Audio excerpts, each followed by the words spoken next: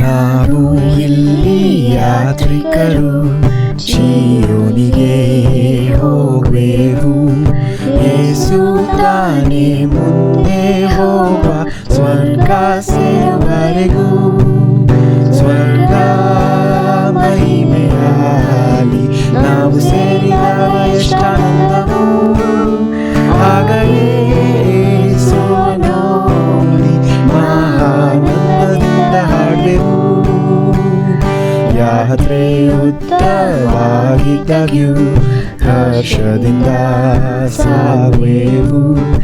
ಇಕ್ಕಟ್ಟಾದ ಮಾರ್ಗದಿಂದ ಮುಂದೆ ಸಾಗಿ